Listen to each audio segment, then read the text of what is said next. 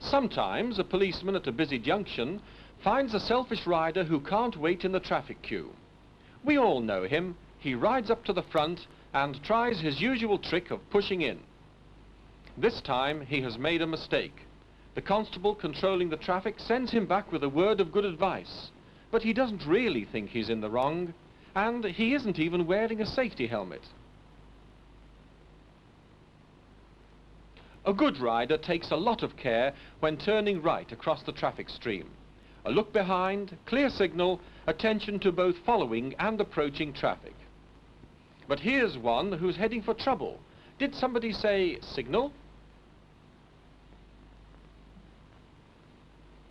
Signalling, by the way, can be overdone, especially if the passenger joins in. The good rider thinks ahead. What's round this bend? Well, they say there's one born every minute.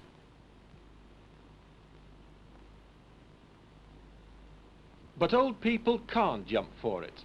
Expect the unexpected at every corner or bend.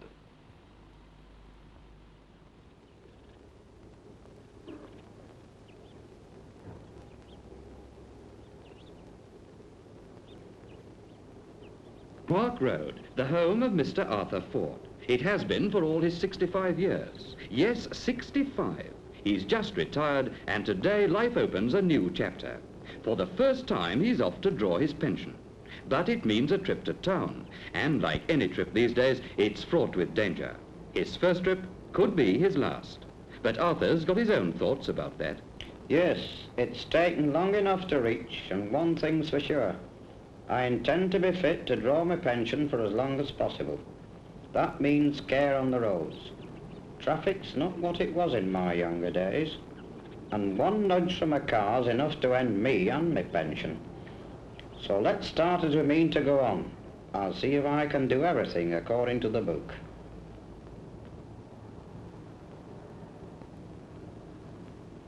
A zebra crossing. A great boon to young and old alike. But not an open invitation to cross the road at any old time. The right of way belongs to the pedestrian, all right. Traffic must give way, but the driver must be given time to stop.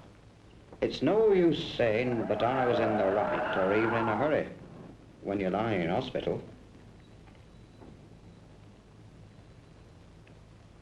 So let's see if I can make my intention clear.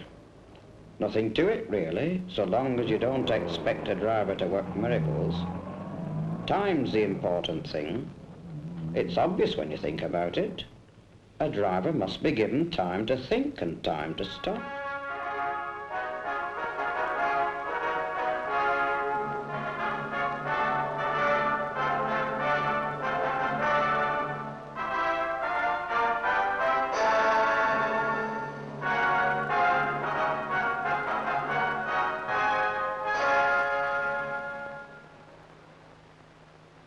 Every day, all over the country, whether in towns or villages or big cities, each morning thousands of children are making their way to school. Some on foot, some on bicycles, some on buses. And remember that one of them may be you. At least twice a day, they and you cross roads. Roads which spell danger unless you know the golden rules of the road. What are these golden rules?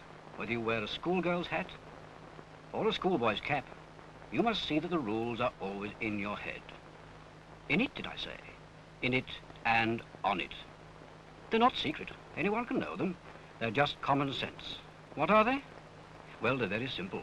And the most simple is this. At the curb, halt. Eyes right, eyes left, eyes right again. If all clear, quick march. Don't rush. At a lot of schools, your teacher will have told you all about this, and perhaps you'll have had the opportunity of seeing what you can do yourself on a busy road like this. But the golden rules can never be learnt too often or too well. Learn them thoroughly, and you may do them as well as this little girl. So here's the number one golden rule of the road.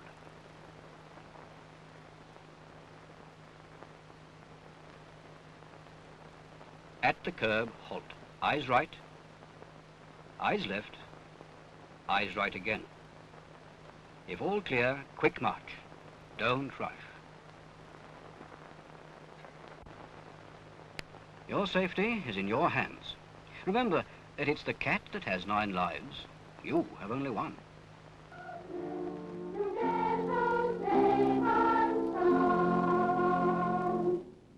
This is Manchester, and like other towns and cities in Britain, the roads are very busy, with motor cars, buses and lorries.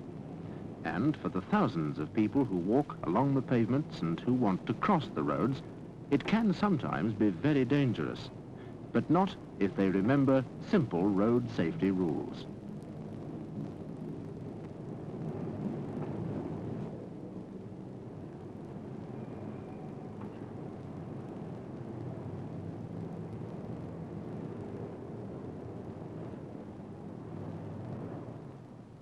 This is Constable Woodfellow, and he's taking up the story from here to tell you all about it. Carry on, Constable. Hello, children. I've no doubt some of you have met me before, but for those who haven't, my job is visiting schools and talking about road safety and other things. Now, it's like this. Children everywhere go to school, and to get to and from school, most of you have to cross busy roads. And if there's no policeman, school crossing patrol or zebra crossing, then we must always do the simple curb drill. Lots of children, I'm sorry to say, have been knocked over by a motor car just because they didn't stop at the curb and think before they crossed.